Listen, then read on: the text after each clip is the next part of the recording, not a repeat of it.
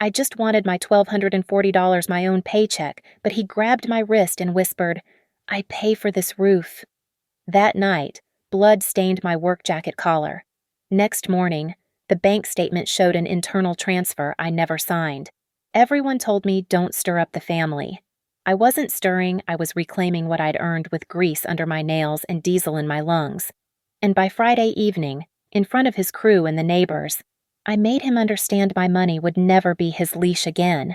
My name is Morgan Hale, and I've been turning wrenches at Redline Fleet Services for 6 years now, 28 years old, diesel mechanic, former Army National Guard, though that last part doesn't matter much anymore except for the discipline it hammered into my bones. What matters is that every 2 weeks, I earn my $1,240 fixing 18-wheelers that smell like burnt rubber and desperation. The shop sits on the industrial edge of Maple Ridge, Colorado, where the mountains turn their backs on us and the wind carries more grit than promise. I clock in at 6:30 every morning, slide under bellies of Kenworths and Peterbilts until my coveralls are maps of oil stains. My hands know every bolt pattern, every gasket that needs replacing before it fails. These hands earn their keep. But earning and keeping are two different things in my mother's house. Mom works nights at the Copper Kettle Diner, slinging hash browns and coffee to truckers who call her sweetheart and tip in crumpled singles.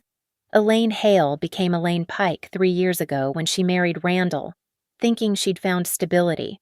What she found was a man who runs Pike Home Repairs like his personal kingdom and our house like his treasury. Randall's got that particular kind of clean that comes from letting other people get dirty. His hands stay white while his crew, mostly day laborers, he picks up at the hardware store parking lot, tear their knuckles on drywall and shingles. He keeps a clipboard, always a clipboard, like he's managing something bigger than bathroom remodels and roof patches. But what he manages best is other people's money. The arrangement started simple enough. Contributing to household expenses. He called it when I moved back home after my guard deployment ended. Fair enough, I thought. $300 a month seemed reasonable for a room and shared utilities. I handed over my first paycheck, expecting change. "I'll transfer the difference to your account," he said, folding my check into his wallet like he was doing me a favor. His thumb left a smudge on the pay stub, the only evidence his hands ever touched real work. That was 8 months ago. 8 months of paper checks disappearing into Randall's wallet, 8 months of promises about transfers that came up short, 8 months of watching my savings for EMT certification evaporate like radiator fluid on hot asphalt. I keep a notebook now, hidden in my toolbox at work between the socket wrenches and torque specs. Every paycheck recorded, every household contribution noted, every missing dollar accounted for.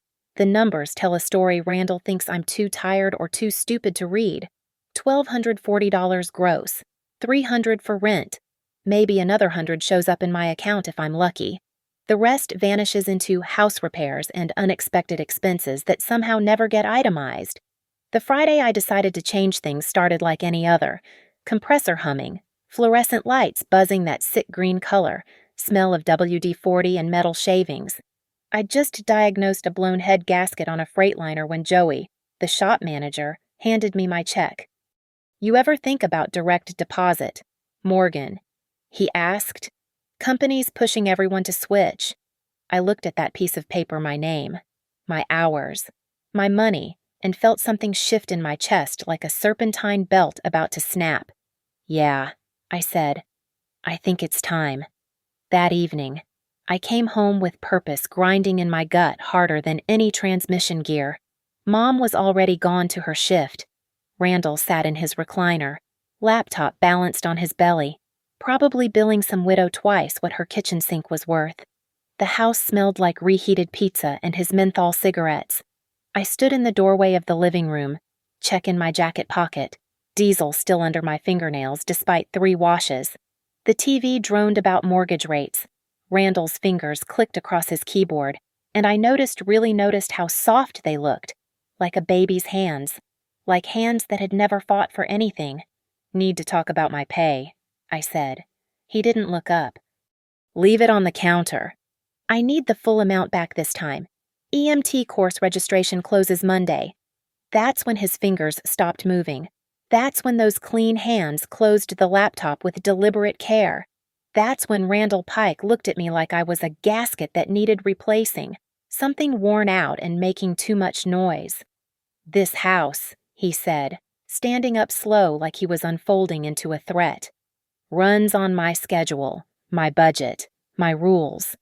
The check in my pocket felt heavier than any tool I'd ever lifted. My hands marked with scars from slipped wrenches and split knuckles curled into themselves. Ready. But not yet. Not in the living room with Mom's wedding photo watching from the mantel. Not yet. "I need my money, Randall. All of it." The words hang between us like a raised wrench. He sets his laptop on the coffee table, movements deliberate as a man laying down cards. The living room suddenly feels smaller, the walls pressing in with the weight of everything unsaid in this house. "Your money." He laughs, but it's not really a laugh. It's the sound an engine makes right before it throws a rod. "You live under my roof, eat my food, use my electricity to charge that phone you're always staring at. I pay $300 a month for that privilege. The rest is mine. The rest goes to keeping this family afloat." He steps closer. I smell the menthol and cheap aftershave, see the vein starting to pulse in his temple. "Your mother doesn't make enough to. Mom never sees a dime of what you take from me, and you know it." That's when his hand moves. Not slow anymore. Fast as a serpentine belt snapping. The slap catches me across the left side of my face, hard enough to make my vision swim. But I've taken worse in the guard, worse under trucks when hydraulic jacks fail. I stay standing, taste copper in my mouth, and that seems to make him madder than if I'd fallen. "Get in the garage," he says, voice low and dangerous. "Now." I could refuse, could stand my ground in Mom's living room with her ceramic angels watching from the shelf. But there's something in his eyes that says this conversation isn't ending until one of us breaks, and I need to know how far he'll go. Need witnesses, even if they're just the tools on his pegboard. The garage smells like motor oil and sawdust. Randall's domain, where he keeps his pristine tool collection most still with price tags and the workbench he uses maybe twice a year. The fluorescent fixture flickers overhead, throwing shadows that jump and twitch. He closes the door behind us. "You want to act tough. Think that guard training makes you special. I think working 60 hours a week makes my paycheck mine." He grabs my wrist then, the one holding the check I'd pulled from my pocket. His grip is stronger than those soft hands suggest, and when I try to pull away, he yanks me forward into the workbench. My lower back hits the edge hard enough to knock tools off their hooks. A level clatters to the concrete. A hammer follows. "Everything in this house is mine," he says, twisting my wrist until I have to drop the check or risk a break. "Including you and your mother." I drive my free elbow back into his gut. He doubles over, wheezing, but doesn't let go. Instead, he pulls me down with him, and we hit the floor hard. My shoulder catches the corner of his tool chest on the way down. Something pops, not broken, but not right either. He's on top of me now, knee in my back, grinding my face into the concrete that tastes like old oil and rust. "You want to challenge me in my own house." I manage to buck him off, roll away, get to my knees. There's blood on my work jacket, either from my lip or my nose. The garage spins a little, but I focus on the pegboard, on the neat rows of tools he never uses, the pyramid of paint cans he'll never open. "It's not your house," I gasp. "It's Mom's. Her name's on the deed." That stops him cold. He's breathing hard, shirt untucked, that vein still pulsing. For a second. I think he might come at me again. Then he picks up my paycheck from the floor, folds it neat as you please, and slides it into his pocket. "Your mother knows her place. You should learn yours." He leaves me there on the garage floor. I hear him in the kitchen, running water, probably washing my blood off his hands. The normal sounds of a normal evening, like nothing happened. I pull myself up using the workbench, inventory the damage. Split lip, bruised ribs, shoulder that'll be screaming tomorrow. But my phone's still in my pocket, and it's been recording everything since I followed him in here. Audio's probably muffled, but it caught something. 20 minutes later, Mom comes home early from her shift. Someone called in sick, so they cut her. She finds me in the bathroom, dabbing hydrogen peroxide on my lip. What happened to your face? Ask your husband. She goes pale, won't meet my eyes in the mirror. Morgan, please, don't make trouble. He's just stressed about money. He's stressed about money. He took my entire paycheck. Mom, again. I'll talk to him. She wrings her hands, a gesture I've seen too many times. Just don't escalate things. But when I check my bank account on my phone an hour later, there it is, a mobile deposit for $1,240, made at 8:17 p.m. to an account that isn't mine. The deposit slip shows my signature forged with practice that speaks of experience. The account name shows up as Pike Family Holdings. I screenshot everything. The timestamp, the amount, the fraudulent signature that looks almost like mine but slants wrong on the H in Hale.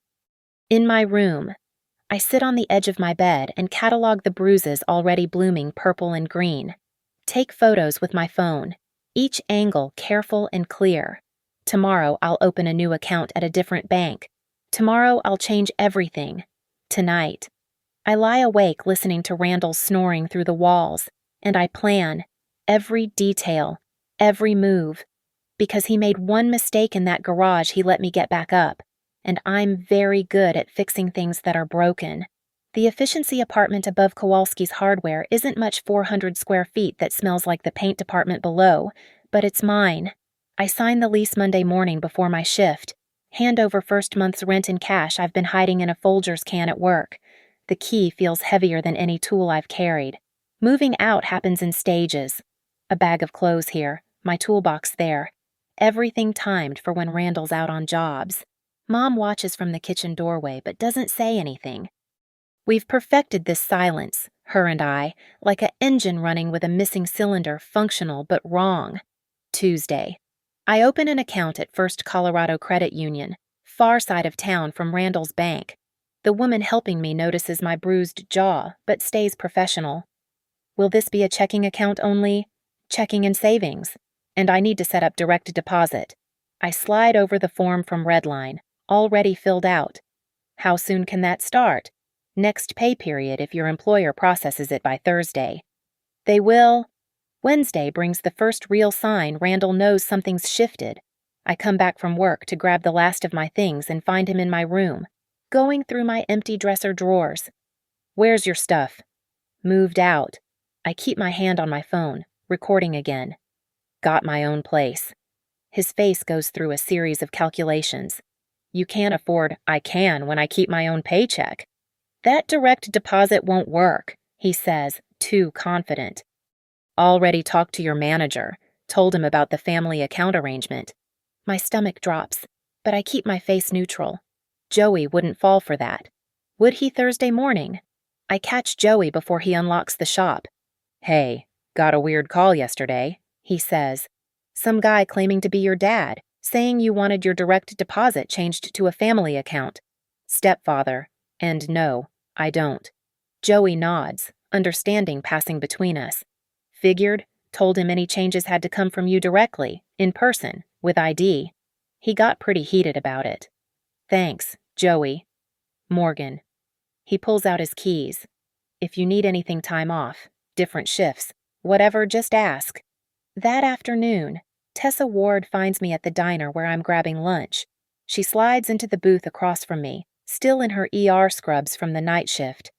Heard you finally got out, she says. Maple Ridge is small. News travels like oil through an engine. How bad did it get? I show her the photos on my phone. She studies them with professional detachment, then pulls out her own phone. Send those to me. I'll document them properly, medical terminology and all, just in case. In case of what? In case he escalates? Men like Randall don't just let go. She's right. Friday. I get a text from an unknown number, a screenshot of an email. It's from Morgan, Redline Edgemail, com, an address I don't have to Redline's HR department. requesting to update direct deposit information to Pike Family Holdings. I forward it to my real email, creating a trail, then head to the Frontier Justice Aid office on my lunch break.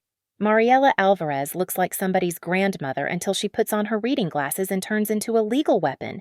She reviews everything: the screenshots, the forged signature, the fake email, Tessa's medical documentation. He's escalating from financial abuse to identity theft, she says. We can file for a restraining order based on the assault, but the financial crimes that's federal if he used electronic means. I don't want him in federal prison. I just want my money back. What do you want? I think about it. I want him exposed. Want everyone to know what he is. She makes notes. Keep documenting. Every text, every attempt at contact, every forged document. Build the file like you're building a case for a complete engine rebuild, every part cataloged, every failure point identified. Saturday night, I meet Daryl Knox at Bud's bar. The staff sergeant looks exactly the same as he did during our deployment, built like a tank, soft-spoken until he needs not to be. Heard you're having domestic issues, he says over beer. Stepfather thinks he owns my paycheck. And you're building a case. It's not a question. Daryl knows how I work. What do you need? Advice on staying legal while protecting myself. He pulls out his phone, shows me an app. Colorado's a one-party consent state for recording. This app timestamps everything. Uploads to cloud storage immediately. Admissible in court. Already recording everything. Good. Now record smarter. Get him at his business, where there's no expectation of privacy. Get him around his workers. Men like him can't resist performing for an audience. How do you know men like him? Daryl's smile is sharp. My mom's third husband was a Randall. Emphasis on was. Sunday. Randall tries a new approach. Mom calls, voice shaking. He says you owe 3 months back rent. Says he'll file in small claims court. I have receipts for every month. Mom, let him file. He's also saying things about your job, that you're stealing from the shop. That stops me cold. What? Please, just come to dinner. Talk this out like adults. Like adults, he assaulted me. Mom, he's committing fraud with my paychecks. Silence. Then, I know. I'm sorry. I'm so sorry. Baby. It's the first time she's admitted it out loud. Something breaks in my chest, but something else, something harder takes its place. I'm done talking. Mom, now I'm going to fight. I spend Sunday night organizing everything into folders, digital and physical. Bank records, medical documentation, voice recordings, screenshots, witness statements from Joey and Tessa. Daryl's connected me with 2 of Randall's former workers who say he shorted them on pay. The picture forming is bigger than just my stolen wages. My phone buzzes. Another unknown number, but this time it's a photo. My truck in the shop parking lot, driver's side tire slashed. I save the photo, add it to the file. Then I text Daryl. He just made his next mistake. Because I learned something in the guard, something under those trucks, something in every engine I've rebuilt. Systems fail at their weakest point, and I've found Randall's. He needs an audience, needs to be the big man. And I'm about to give him the stage he craves, with more witnesses than he ever bargained for. The slashed tire costs me $200 I can't spare, but it teaches me something valuable. Randall's getting desperate. Desperate men make mistakes, and I need him to make bigger ones. Monday morning. Mom's waiting by my truck at Redline before my shift starts. She looks smaller somehow, like she's been compressed by the weight of choosing sides. He wants the 3 months' rent, she says, handing me an invoice on Pike Home Repair's letterhead. $900, itemized with dates I was deployed with the guard. Says you agreed to pay even while you were gone. I was serving in flood relief in Denver. Mom, how was I supposed to be using his utilities from Denver? I know. She won't meet my eyes, but he's making my life hell.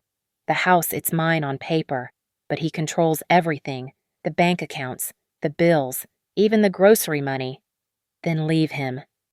With what money? Morgan, he's got it all tangled up. She finally looks at me, and I see she's been crying. He says if you don't pay, he'll make trouble for you at work. Real trouble. That afternoon, Randall makes good on his threat. A man in a cheap suit shows up at Redline, claiming to be a private investigator looking into missing tools. Joey sends him away, but not before the guy makes sure everyone in the shop hears the accusation.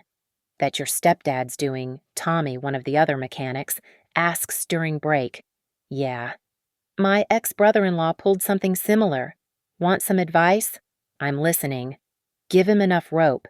Men like that always hang themselves if you just give them enough rope. Tuesday. I implement the bait. I make a show of going to the bank during lunch, letting myself be seen by Randall's drinking buddy, Pete, who happens to be getting gas across the street. That evening, I get a text from Mom. He knows you went to the bank. Thinks you got cash out? Good. Let him think that. Wednesday. I pick up a side job cash under the table for emergency brake work on a delivery truck, $400 that I put in a manila envelope, making sure to count it twice at the shop where anyone could see. Word travels in Maple Ridge like water finding cracks. But here's the trick. I slip the real cash to Tessa for safekeeping and fill the envelope with cut paper wrapped in a single $20 bill. Then I add something special, a tiny GPS tracker I borrowed from Daryl, thin as a credit card, tucked into the envelope's lining. Thursday is when Randall shows his next card. I come home to my apartment to find my door jimmied, though nothing's missing because there's nothing to take. But there's mud on my floor, distinctive red clay from construction sites. Pike Home Repairs is working 3 jobs right now, but only one has that color dirt, the renovation at 112 Cobalt Street. I take photos of the mud, the door, the scratches on the lock. Then I call my landlord, Mr. Kowalski, to report the break-in. Want me to call the cops? He asks, examining the damage. Not yet, but can you install a camera? I'll pay for it. Already got one in the hallway. Let me check the footage. The video is grainy but clear enough. Randall, bold as brass, working my lock at 2:15 p.m. We save the file, make copies. That night, Tessa texts me. 2 more of his workers want to talk. He owes them $800 each. The network builds itself.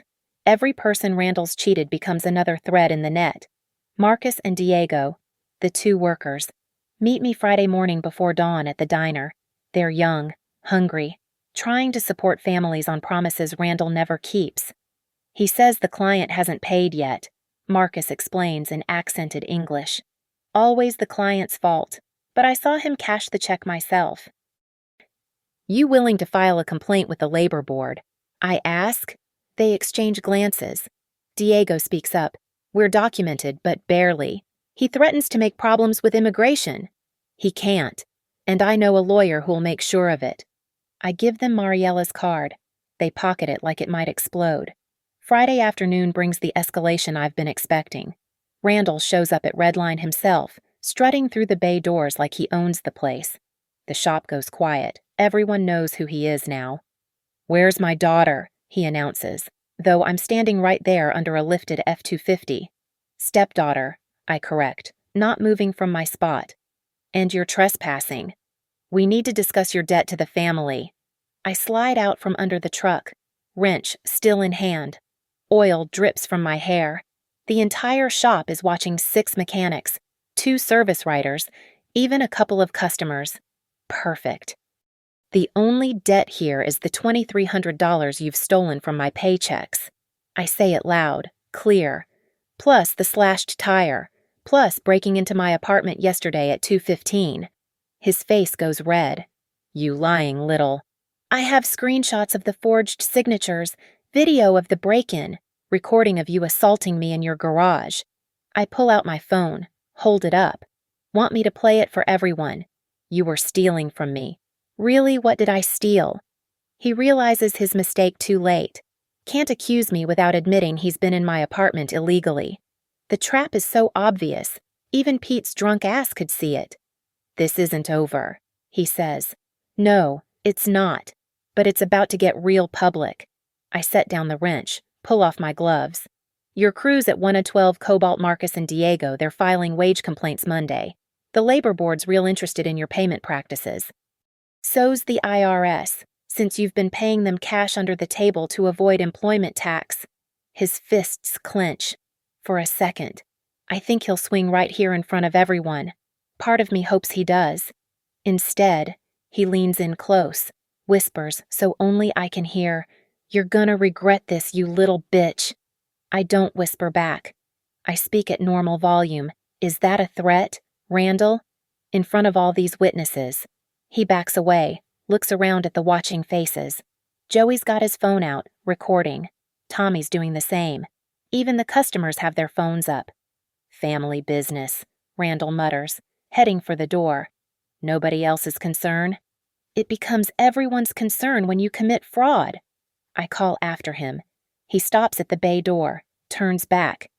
You want to play this game? Fine. Your mother's gonna learn what happens when you cross me. And there it is, the threat that'll bury him. Because what he doesn't know is that Kyle Benton, the local blogger who covers crime and corruption in Maple Ridge, is sitting in his car in the parking lot, recording through his windshield with a telephoto lens. The rope Tommy talked about Randall just put it around his own neck. Now all I have to do is pull. Saturday afternoon, Mom's birthday. I wasn't planning to go, but she calls that morning, voice small and tired. Please come, Morgan, just for an hour. It's my birthday. I know it's a trap, but I also know I need witnesses for what's coming. Fine, but I'm bringing friends. That's fine. Randall's having some of his crew over anyway. Barbecue in the backyard. Perfect. An audience. I arrive at 4:30 with Tessa and Daryl. The backyard's already crowded. Randall's workers, some neighbors, Mom's sister from Denver. Randall holds court by the grill, beer in hand, playing the generous patriarch. He sees me and his jaw tightens, but he keeps smiling for his audience. Look who decided to show up, he announces. The prodigal daughter returns. I don't take the bait. Just hand Mom her gift a photo album I'd made of pictures from before Randall, when it was just us. She tears up, hugs me tight. Thank you, baby. The party continues, tension thick as transmission fluid under the surface pleasantries. Randall drinks steadily, his voice getting louder with each beer. By 6 o'clock, he's lecturing his workers about loyalty and knowing your place, but his eyes keep finding me. You know what's wrong with this generation, he says to the gathered crowd. They think they're entitled to everything. Don't understand that men are meant to manage the money. Women just don't have the heads for it. Marcus and Diego stand near the fence, uncomfortable. They know exactly how Randall manages money. Is that right? I say, stepping forward. Like how you managed to not pay Marcus and Diego for 3 weeks of work. The backyard goes silent. Someone turns down the music. That's business between men, Randall says, setting down his beer. Not something you'd understand. I understand wage theft. I understand fraud. I understand forging signatures on checks. You watch your mouth in my house. Mom's house. Her name on the deed. Her house you're squatting in. He moves fast for a drunk man, crosses the yard in 3 strides, grabs my arm. Inside. Now. I pull out the envelope, the one with the tracker and fake money, hold it up so everyone can see. This what you're after. This why you broke into my apartment. His eyes lock on the envelope. That's family money. It's my money. From side work. $400 you're not getting your hands on. He yanks me toward the garage. I let him, making sure Daryl's following with his phone out. Tessa's already moving toward the side window. The neighbors are watching. Perfect. The garage door slams behind us. Same fluorescent flicker, same pegboard of unused tools. But this time, I'm ready. This time I have the recorder running in my pocket. The camera Daryl installed in my jacket button after the shop incident. Everything uploading to the cloud in real time. Give me the envelope. No. He backhands me, harder than before. I taste blood but stay standing. That's assault. Randall, again. Give me the fucking money. Take it. I throw the envelope at his feet. He scrambles for it, tears it open, sees the cut paper. His face goes purple. You think you're clever? He grabs me by the throat, slams me back into the wall. Tools rattle. I can hear voices outside, getting closer. My vision starts to tunnel, but I manage to knee him in the groin. He doubles over, releases me. I gasp for air, pull out my phone, hit the recording playback. His voice fills the garage. You lying little... You're gonna regret this, you little bitch! Give me the fucking money! He lunges for the phone. I sidestep, and he crashes into his workbench. The impact shakes everything. A can of paint falls, spatters across the floor. The side door bursts open. Daryl enters first, then 2 neighbors, then Mom. What's going on? Mom's voice breaks. Randall straightens, tries to compose himself. Paint on his shirt, envelope crushed in his fist, my blood on his knuckles. Family discussion. Family discussion. I spit blood onto his clean garage floor. That's what you call assault. I pull up my shirt enough to show the fresh bruises forming on my ribs. There's a collective intake of breath from the witnesses. Morgan, don't! Mom pleads. Don't show everyone what he is. I turn to the gathered crowd. He's stolen over $8,000 from me, forged my signatures, broke into my apartment, and now this. Randall steps toward me. Daryl moves between us, all 6'3" of military-trained muscle. Touch her again, Daryl says quietly, and we'll have a different kind of problem. Get off my property. Not your property, I remind him. Mom's. And Mom, you need to see this. I pull up the bank screenshots on my phone. Show her the forged signatures, the fake family account, everything. Her face crumbles. Randall, is this true? She's lying, manipulating you. Marcus speaks up from the doorway. He steals from everyone. Senora, owes me $800. Diego, too. Shut your mouth, wetback, Randall snarls. The racial slur hangs in the air like spilled gasoline. Someone gasps. Someone else is definitely recording. Kyle Benton appears in the doorway, blogger phone held high. Did you just use a racial slur against your employee, Mr. Pike? Kyle asks professionally. Care to comment on the wage theft allegations? Randall realizes his mistake. Looks around at the faces his workers, neighbors, family, all watching him with disgust or disappointment or fear. His kingdom crumbling in real time. He points at me, hand shaking with rage. This isn't over. Yes, it is, I say. Monday morning. Labor Board opens at 8. IRS Fraud Department at 9. Sheriff's Office right after that for the assault charges. Your choice, return every penny you stole, or I file everything. He charges at me one more time. This time, Daryl doesn't just block, he puts Randall on the ground with one smooth motion, knee in his back, just like Randall did to me that first night. Stay down, Daryl advises. The police are already on their way. I can hear sirens in the distance. Mom's crying. The party's definitely over. I kneel down next to Randall's face, close enough that only he can hear me. That's my money, I whisper.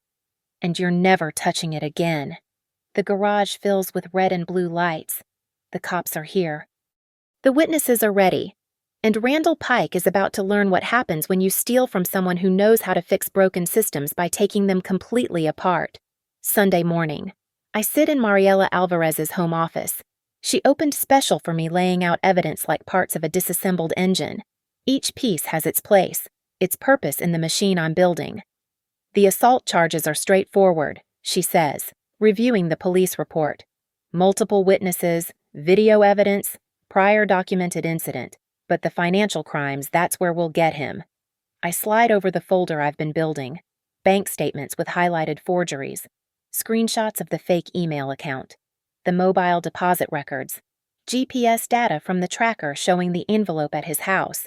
Everything time-stamped, organized, cross-referenced. This is meticulous, Mariela says, impressed. You've done half my job for me. I fix things for a living. This is just another repair job. She pulls out her laptop.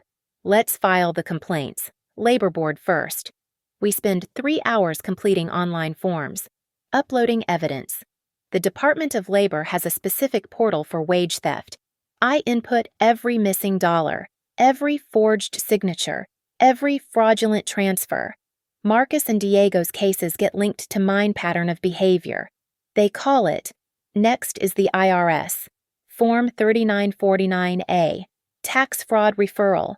Randall's been taking cash payments and not reporting them, paying workers under the table to avoid employment tax. The form wants details. I have receipts from his clients' photos Diego took of checks being written to Pike Home Repairs. Cash only, no paper trail. The IRS offers whistleblower rewards, Mariella mentions. If they collect based on your information, you could receive up to 30%. I don't want a reward. I want him exposed. By noon, we've also filed complaints with the Colorado Attorney General's Office for Identity Theft and the Federal Trade Commission for fraud. Each agency gets the full package organized, indexed, undeniable. Now for local law enforcement, Mariella says. The sheriff's office needs the assault charges filed formally. Deputy Walsh meets us at the station. He's already reviewed the initial report from the birthday party. Mr. Pike made quite an impression on our officers last night, he says. Spent 4 hours in the drunk tank, threatening to sue everyone. He assaulted me twice, I say. I want to press full charges. With this evidence, that won't be a problem. We'll also be adding ethnic intimidation charges for the slur against Mr. Rodriguez. Monday morning comes fast, 8 o'clock sharp. I'm at the Colorado Department of Labor with Marcus and Diego. The investigator, Janet Rao, is a small woman with sharp eyes who takes no bullshit. 3 complaints against the same employer in one day, she says. That triggers an immediate audit. Mr. Pike will need to provide all payroll records for the past 3 years. He doesn't keep proper records, Diego says. Then he's got bigger problems than just your missing wages. By 10, I'm at Redline for my shift. Joey pulls me aside. Take the day if you need it. I need to work. Need normal. Fair enough. But if you need to step out for calls or anything, just go. The calls start at 11. First, it's Randall's lawyer or someone claiming to be, wants to mediate a settlement. I give him Mariella's number. Next, it's Mom. They froze his business accounts. Morgan, the labor department. He can't access any money. Good. How am I supposed to buy groceries? With your own paycheck. Mom, like everyone else. Lunch break brings Kyle Benton to the shop. His blog post about the birthday party incident already has 12,000 views. I want to do a follow-up, he says. The financial fraud angle. This is bigger than just one family dispute. I think about it. Talk to Marcus and Diego first. Get their stories. Then we'll see. Fair enough. But Morgan, I've been digging into Pike Home Repairs. You're not the only family member he's done this to. His ex-wife in Wyoming filed similar complaints 3 years ago. Another piece clicks into place. The pattern goes deeper. Tessa texts at 2. Randall's at the ER, claims he's having chest pains. Pretty sure it's a panic attack. At 3:30, Mariella calls. The IRS just contacted me. They're opening a formal investigation. They want to interview you. When, Thursday, and Morgan. They mentioned the word criminal, not civil. This is serious. At 4, Marcus texts. Labor board says we'll get our money. They're forcing him to pay or lose his contractor's license. The machine is working. Every gear turning, every part functioning as designed. But Randall makes one more play. At 5:15, just as I'm closing up my bay, a process server walks into Redline. Morgan Hale. That's me. He hands me papers. A lawsuit. Randall's suing me for defamation, claiming I've destroyed his business reputation with false allegations. He's asking for $50,000 in damages. Joey reads over my shoulder. Is he serious? He's desperate, I say. This is what cornered animals do. I call Mariella. She actually laughs.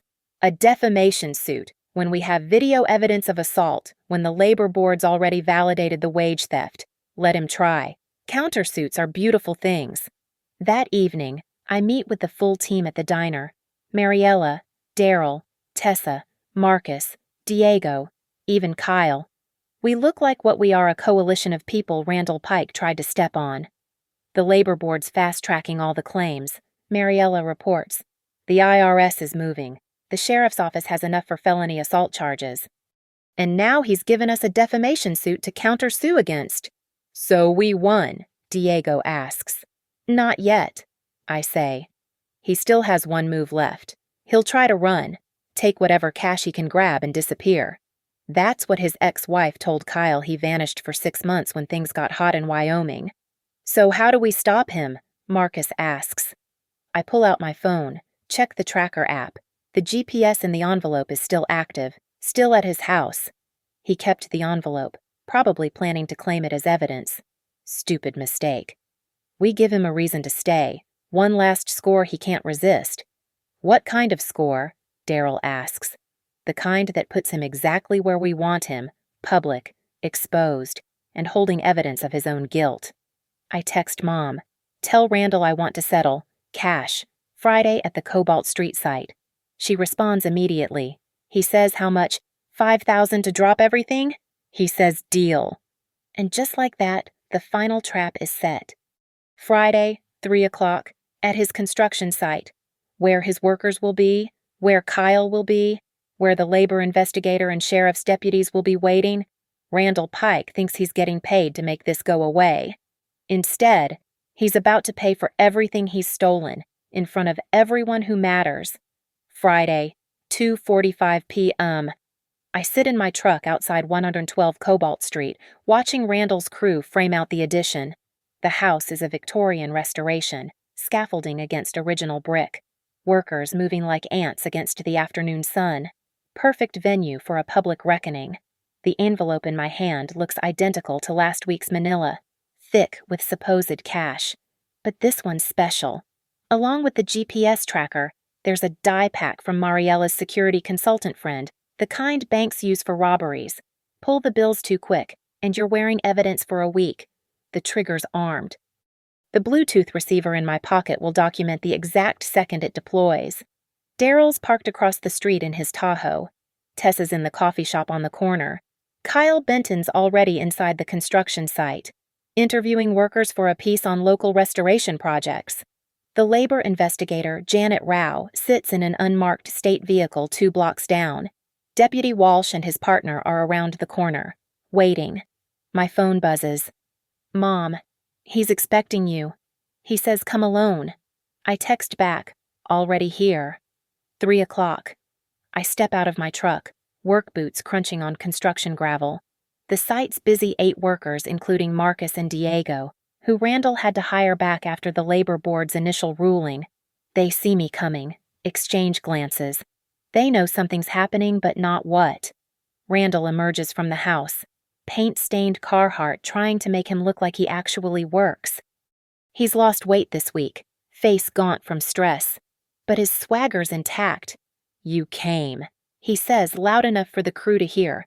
Smart girl. I want this over, I say, matching his volume. The investigations, the charges, I'm tired of it. He grins, thinks he's won. Should have thought of that before you started this war. Just take the money and sign the settlement papers. I pull out the envelope, let everyone see it. $5,000 cash, clean bills. We both walk away. His eyes lock onto the envelope like a starving man seeing steak. Let me see it. Settlement papers first. He pulls out a folded document, probably something he printed off the internet. Worthless. But he doesn't know I know that. I pretend to read while he shifts weight, impatient. This says I can't pursue any civil or criminal charges. I say loudly, clear, making sure Kyle's phone catches every word. That's the deal. Take it or leave it. I hold out the envelope. Then we're done. He snatches it, tears it open. The die pack triggers instantly. Red explodes across his hands, his shirt, his face. Security dye, mixed with UV reactive compound that'll show up under blacklight for months. He screams, drops the envelope, red bills scattering across the dirt. What the fuck did you— I pull out my phone, hit play on the audio recorder app. Maximum volume. His voice booms across the construction site. Everything in this house is mine, including you and your mother. The workers stop working. Give me the fucking money. Marcus and Diego step closer. Shut your mouth, wetback. That one makes everyone freeze. But I'm not done. I pull up the video from the garage assault. Hold the phone high so everyone can see Randall slamming me into the wall, his hands on my throat. The sound of impact echoes across the suddenly silent site. You played me, Randall says, red dye dripping from his jaw like blood. No, I documented you. Every threat, every theft, every assault. I pull out the real papers from my jacket. This is the actual settlement. You pay back every dollar you stole, $8,340. You pay Marcus and Diego in full. You stay away from me and my mother, or this all goes wide. You can't prove bank records. I count on my fingers. Forged signatures, fraudulent emails, GPS tracking of stolen property, video of assault, audio of threats, witnesses to ethnic intimidation, tax evasion documentation. Want me to continue? He lunges at me. I sidestep, and he trips over a paint can, goes down hard in the dirt. When he gets up, Deputy Walsh is standing there. Mr. Pike, you're under arrest for assault, battery, and violation of the restraining order filed Monday. What restraining order? The emergency order filed after the birthday party incident. You're not supposed to be within 500 feet of Ms. Hale. Randall looks at me, realization dawning. You set this up. You knew I'd violate it. I knew you couldn't resist trying to control the narrative. Men like you always need the last word. Walsh cuffs him. Red dye smears on the metal. You have the right to remain silent. This is entrapment. Janet Rao steps forward, badge visible. Mr. Pike, I'm with the Department of Labor. We'll also be executing a warrant for your business records. Your crew here has been very helpful in documenting wage violations. Randall looks at his workers. Marcus steps forward. You owed us money. She got it back for us. Traitors, all of you. Kyle Benton moves in with his camera. Mr. Pike, any comment on the federal charges being filed by the IRS? The what? The criminal tax fraud investigation. Apparently, you've been underreporting income for years. Randall's legs give out. Walsh has to hold him up. The king of the castle, covered in red dye, surrounded by the people he stepped on, finally understanding that every move he made just tightened the noose. As they lead him to the squad car, I call out, Randall. He turns. That was my money. Every penny you took, every hour I worked for mine. And now everyone knows exactly what you are. The squad car door slams. The workers stand in a circle, quiet, processing. Diego starts laughing first, then Marcus, then the whole crew. Not cruel laughter, the kind that comes from watching a bully finally face consequences. Kyle approaches with his phone still recording. Want to make a statement. I look at the camera. Yeah, to anyone out there dealing with financial abuse, document everything. Build your case like your life depends on it. Because it does. And when you're ready, don't just fight back. Dismantle them completely. Anything else? I pick up one of the dye-stained bills from the dirt. Hold it up to the camera. This is what stolen money looks like: dirty, marked, and traceable right back to the thief. The state prosecutor will later tell me it's one of the cleanest cases she's ever tried. Randall takes a plea deal, 18 months for assault, 3 years probation for fraud, full restitution plus penalties. His contractor's license gets revoked. The IRS hits him for $60,000 in back taxes and fines. But that's all later. Right now, at this moment, standing on this construction site with red dye settling into the dirt like blood, I watch the squad car disappear around the corner and feel something I haven't felt in months. Free, my money, my life, my choice. And Randall Pike will never touch any of it again. The county courthouse fluorescent lights buzz like angry wasps, casting everything in that sick government green tint. I sign the last evidence receipt, my hand steady despite the exhaustion pulling at my bones. The clerk stamps it 327p, official. The red-stained envelope sits in an evidence bag on her desk. GPS tracker still blinking through the plastic. Deputy Walsh hands me my copy. That was impressive. Ms. Hale, the way you built that case? I fix things, I say. Just fixed something bigger than an engine this time. Outside, the October air hits cold and clean. No diesel fumes, no garage dust, just mountain wind carrying the promise of early snow. My truck sits where I left it, loyal as always. The door creaks when I open it, and I make a mental note to oil the hinges. Some habits don't die. My phone buzzes. Tessa, you okay? I don't answer. Not yet. Instead, I drive to First Colorado Credit Union, park in the spot furthest from the door. Need the walk. Need to feel my legs move. Need to remember I can go wherever I want now. Inside. The teller smiles. How can I help you today? I pull out my newest paycheck, the first one that's truly mine since this started. Deposit, please. To my account only. She processes it, hands me the receipt. Balance $240. Not much, but it's mine. Every cent earned with these scarred hands, this stubborn spine, this refusal to break. The parking lot is nearly empty when I exit. I sit on my tailgate, watching the sun sink behind the mountains, and finally text Tessa back. Better than okay. Mom calls while I'm driving home. I let it go to voicemail, then listen at a red light. Morgan, baby. The house feels different without him. Quieter. Like I can breathe. I know you're angry with me, but thank you. Thank you for being stronger than I could be. I delete it. Maybe someday we'll talk about it. Not today. Back at my apartment.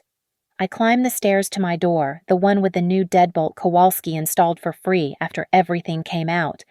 The key turns smooth. No resistance. Inside. Everything's exactly where I left it. Tools in the corner, EMT study guides on the coffee table, photo of my guard unit on the wall. I pull off my work boots, set them by the door. The savings jar on my kitchen counter has $43 in it EMT fund. Starting over.